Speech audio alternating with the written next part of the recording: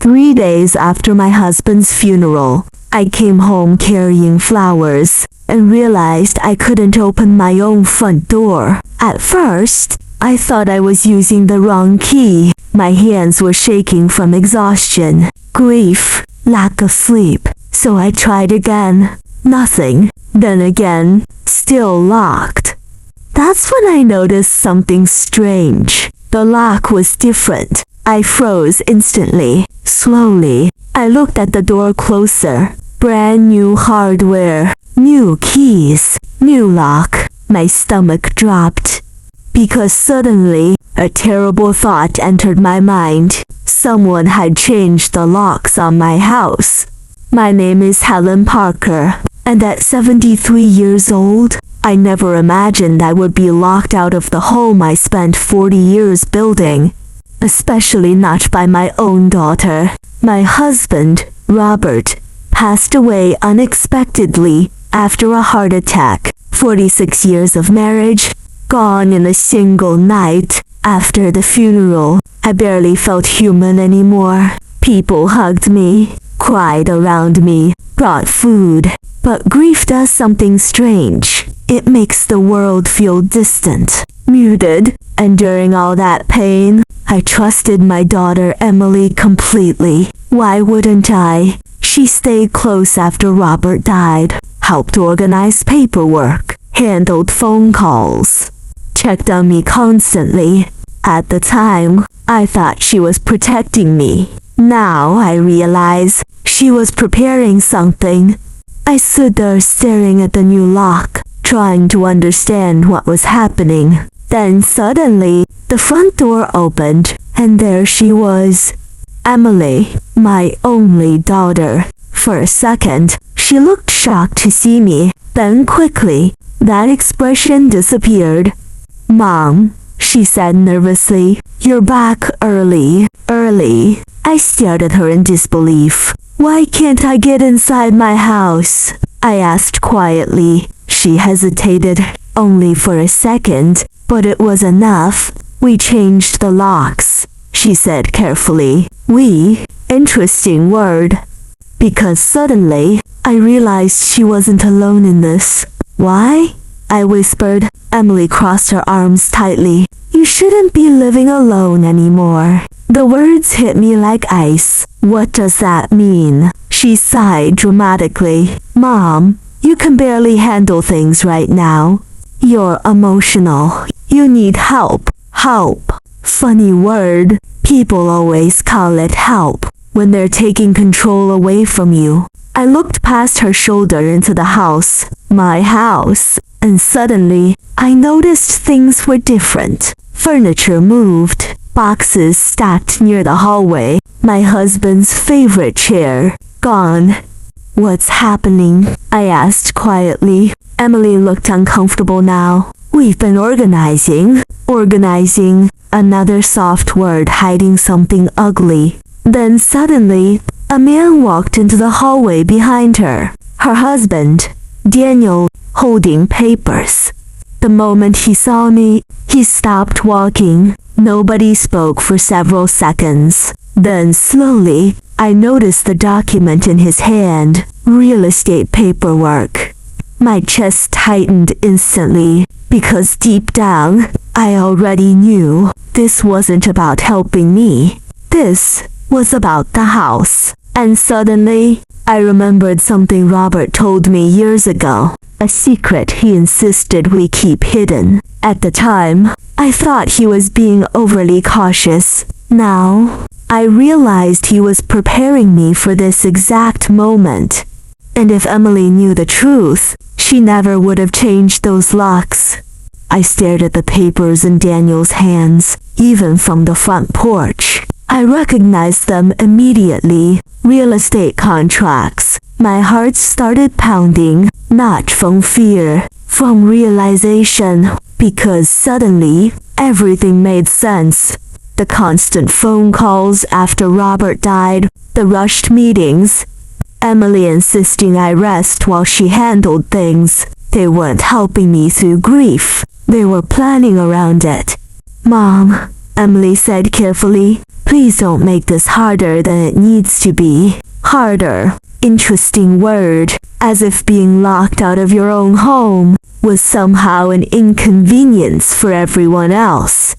I looked directly at her. Are you trying to sell my house? I asked quietly. Neither of them answered immediately, and silence can be the loudest answer of all. Daniel finally stepped forward awkwardly. Helen, we just think it's the best financial decision. Financial? Of course. Money had entered the conversation, which meant honesty had already left it.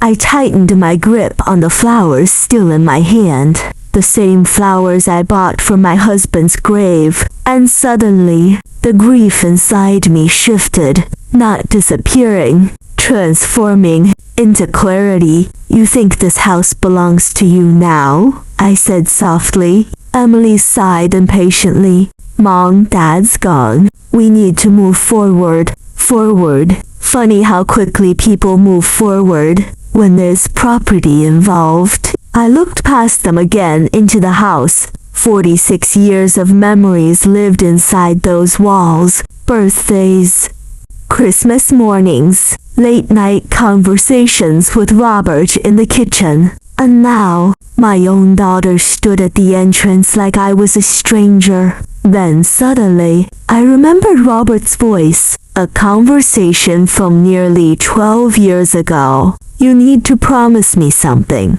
he told me one night. We had just finished dinner, rain tapping softly against the windows. If anything happens to me, he paused. Don't tell Emily everything right away. At the time, I thought he sounded ridiculous. Why would we hide anything from our daughter? I asked him. Robert stayed quiet for several seconds, then finally said something that stayed with me forever. Because grief changes people, he said softly, but money changes them faster. Standing there on my porch, I finally understood what he meant. Slowly, I looked back at Emily. Did you already list the property? I asked. Daniel and Emily exchanged a quick glance. That glance told me everything. Yes, Emily admitted quietly. My stomach turned. Without permission, without even speaking to me, they had already started selling my life. Then Daniel handed her the papers nervously. Maybe we should just explain everything now, he whispered. Explain? Another word people use after they get caught. Emily took a deep breath. There's already a buyer interested, she admitted. Buyer. The word echoed painfully inside my chest, because to them, this house had become a transaction, not a home. I nodded slowly, then finally asked the question that truly mattered. Did either of you actually think I would agree to this? Emily crossed her arms defensively. You can't maintain this house alone. You need care. You need support. Support. Interesting, because support doesn't usually begin with changing locks. I looked directly into her eyes, and for the first time in my life, I barely recognized my own daughter. Then, quietly, I said something that changed everything. You should have read your father's documents more carefully. Silence. Emily frowned immediately. What does that mean? I stepped closer slowly, close enough now to see uncertainty forming in her face. Before Robert died, I said calmly, he transferred this house. Daniel's expression changed instantly. Emily looked confused. Transferred it to who? She asked quickly. I held her gaze. Not to you. The color drained from her face. What are you talking about? She whispered, and suddenly, for the first time since Robert's funeral, I felt calm again, because my husband saw this coming long before I did. Years ago, without telling anyone except me, Robert placed the house into a protected family trust. one that required my approval for any sale, and more importantly, one that made me the sole controlling owner. Emily stared at me in complete shock. "That's impossible," she whispered. I almost smiled. "No," I replied softly. "What's impossible," I paused, "is you selling a house that was never yours." The silence that followed felt enormous, because suddenly, my daughter realized something terrifying. She hadn't locked me out of my house. She had locked herself into a disaster. Emily stared at me like she had stopped breathing. Daniel looked worse, because, unlike my daughter, he understood legal paperwork, and he knew exactly how serious this was. "That's not possible," Emily repeated, but her voice sounded weaker now, less confident. I stepped closer to the doorway slowly. "For 12 years, I said calmly, your father made sure this home could never be taken without my permission." Daniel lowered the papers in his hands. "You never told us about the trust," he asked carefully. I looked at him. "No," I replied softly, "because it wasn't your business." Silence, the kind of silence that appears when people suddenly realize they're not in control anymore. Emily's expression slowly changed. Shock first, then anger. "Dad would never do that to me," she snapped. That sentence almost broke my heart. Because even now, she still believed this was about her, not me, not Robert, not respect her. I shook my head slowly. "No, Emily," I said quietly. "Your father did this for me." That hit harder than shouting ever could, because suddenly, my daughter realized something painful. Robert saw this possibility years before I did, and somehow, he trusted her less than I had. Emily stepped onto the porch angrily. "So what now?" she demanded. "You're just going to throw us out?" "Throw us out." Interesting choice of words. From the woman who changed the locks on her own mother. I looked at her calmly. "You already tried throwing me out," I replied. Daniel closed his eyes briefly. "Ashamed." Good. At least one person still understood right from wrong. "I was grieving," Emily argued desperately. "I wasn't thinking clearly." Grief. Funny how grief somehow led directly to real estate paperwork. I tightened my grip on the flowers in my hands, the same flowers meant for Robert's grave, and suddenly, I missed my husband more than ever. Not because I needed protection, but because he would have been devastated seeing this happen. "You listed the house before I even finished mourning your father," I said quietly. Emily looked away instantly. That silence told me everything. Then Daniel spoke carefully. "We can cancel the listing." "Can, not will." "Interesting. Do it," I said calmly. Emily looked furious now. "You're overreacting." I stared at her for several seconds, then softly asked, "Do you hear yourself?" The porch fell silent again, because deep down, even she knew. Changing the locks, moving furniture, listing the property. None of this looked like love anymore. It looked like greed, and for the first time in her life, my daughter was finally being forced to face it.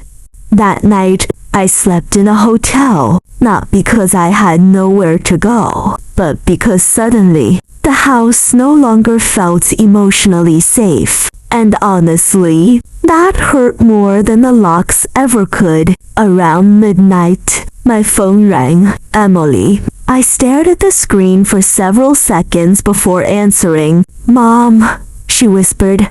Her voice sounded different now, smaller, and for the first time since Robert died, she sounded afraid. I stayed silent on the phone for several seconds, then finally asked quietly, "What do you want, Emily?" I heard her breathing shakily on the other side. I messed up, she whispered. Messed up.